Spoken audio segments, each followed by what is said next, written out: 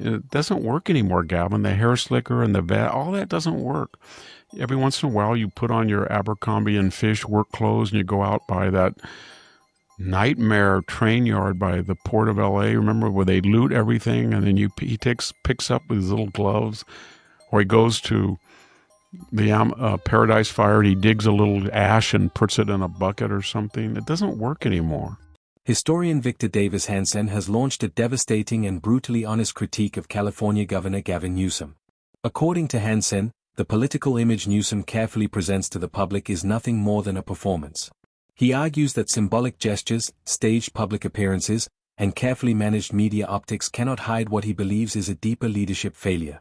Hanson claims that while Newsom focuses on appearances, the real problems facing California continue to grow worse, and voters are beginning to notice the gap between image and reality. Just a total failure. You destroyed the most successful, most beautiful state in the world, and the only reason it's even viable is because people unlike you, Pat Brown, whom was a Democrat, but he was a good governor, Ronald Reagan, George DeMasian, Pete Wilson, they built the state, and you're living on their work, and you're trying to destroy it, but they were so, I don't know, so industrious and so imaginative that it's very hard to destroy in just your 32 years and as a public official to destroy it, but you're managing. Hanson argues that California's greatness was not created by Gavin Newsom, but by strong leaders of the past who built its economic and institutional foundations. He points out that previous governors invested in infrastructure, economic growth, and long-term stability, creating opportunities that made California one of the most successful regions in the world. According to Hanson, Newsom inherited this powerful system but failed to strengthen it, instead relying on past achievements while current conditions decline under his leadership. Is part of this that voters are so fed up with what they see on the streets of their cities that as a politician, you've got to clean up those streets? Yeah, well, that's generally the case, but that's not the inspiration for Care Court. But is there a political factor in this for you? As an electoral strategy, I'm turned out. That's not the issue. The politics here is compassion. The politics is purpose. Hanson criticizes Newsom's communication style, claiming he often avoids direct answers when confronted with difficult questions about crime, homelessness, or economic struggles. He argues that Newsom uses polished language and emotional messaging to sound compassionate while avoiding clear accountability. Hanson believes this communication strategy reflects larger political ambitions, suggesting Newsom is positioning himself for a future presidential campaign while trying to protect his public image. You may be termed out here, but does cleaning up the streets of California factor into a potential presidential run? I'm never going to overpromise that in the short run. I mean, we are struggling in this state. You're not answering my question. Homelessness, no, housing and homelessness. People suggest that cleaning up California streets could be part of a larger political strategy for you. I think that's table stakes. I think that's just a foundational responsibility of anyone that gets into my position. That's the day job. It's not about some grand ambition, absolutely not. Is that a yes or a no? That was a never-ending response to your question. One of Hanson's strongest criticisms focuses on the visible decline in California cities. He claims homelessness has reached alarming levels, crime has increased, and public infrastructure has deteriorated. According to Hanson, these issues represent leadership failure rather than unavoidable circumstances. He argues that while California was once seen as a model of prosperity and opportunity, many residents now feel unsafe, financially pressured, and uncertain about the future. Remember, as I said earlier, no one person is more responsible for California's decline than Gavin Newsom, because 8 years a lieutenant governor, 8 years a mayor, and he will be 8 years a governor. So he'll have 32 years in the Bay Area, Bay Area, not LA, is now with Silicon Valley money and left-wing, but that's what runs California. Hanson also points to the growing number of businesses and industries leaving California. He claims high taxes, strict regulations, and rising operating costs have forced companies to relocate to more business-friendly states.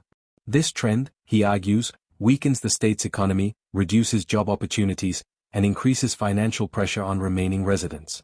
Hanson believes this economic shift reflects policies that discourage growth rather than support it. He's more responsible, and he has been overseeing all the regulations that we're going to get rid of refineries, and he bullied them and bullied them and bullied them. You got to have the California Air Resources Board does this, and you have to have this blend, and you have to do that. And finally they said, you know what? We're going to go somewhere else. You keep importing oil from the Saudis, and you're going to have to, import gas from Nevada or, I don't know, Arizona. Go ahead, and Texas, I don't know. But we're not going to do it anymore. And that whole Richmond corridor for Northern California, they're going to leave. And gas will go up to about $8 a gallon, and all the left-wing millionaires along the coastal corridor will be happy. But he's going to panic because they're going to look at that when he wants to run for president, and his Democratic primary rivals will bring it up. Another major example Hanson highlights is California's high-speed rail project. Originally presented as a revolutionary transportation system, the project has faced massive delays, rising costs, and limited progress. Hanson argues that billions of taxpayer dollars have been spent without delivering promised results. He claims this reflects poor planning, weak execution, and a failure to manage large infrastructure projects effectively. The price of gas, how many people have left California versus Florida, what's your tax rate versus ours, here's how many people you have, and here's your budget, and here's how many people we have in our budget. And he's done all of that. And so, remember that line in Animal House where, what was that guy's name? I know everybody knows. Dean Wormel, or what? Wormer?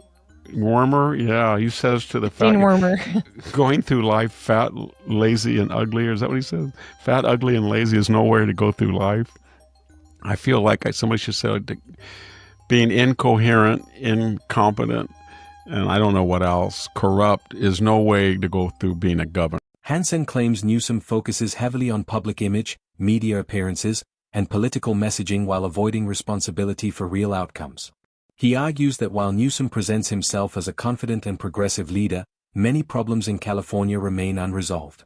According to Hanson, leadership should be measured by results, not presentation, and he believes Newsom's record does not match his public image. I remember going him 3 or 4 years old, and that's your legacy. And the LA fire, the Aspen fire, the Paradise fire, all of that, you took paradise and you made it into purgatory. That's what you did.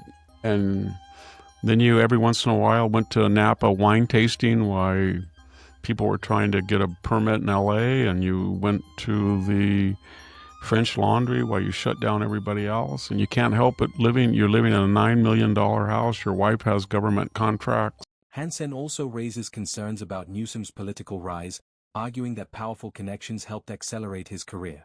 He claims these elite relationships provided opportunities and influence that most politicians do not have. According to Hanson, this raises questions about whether Newsom's success is based on leadership ability or political advantage. He suggests voters should examine the full context behind Newsom's career and influence. You were a Nepo baby that got everything from the Getty family, and now you're kind of a character. He does that little neck thing. What is that? He goes back and forth with his neck. It doesn't work anymore, Gavin. The hair slicker and the vat, all that doesn't work. Every once in a while, you put on your Abercrombie and Fish work clothes and you go out by that nightmare train yard by the port of LA. Remember where they loot everything, and then he picks up with his little gloves. In his final message, Hanson warns that Newsom's record in California should be carefully examined before considering him for higher office. He argues that leadership at the national level requires proven results, strong management, and accountability. Hanson believes voters must look beyond speeches and political branding and focus on real outcomes. His conclusion is clear: leadership is defined by performance, and voters must decide whether Newsom's record reflects success or failure.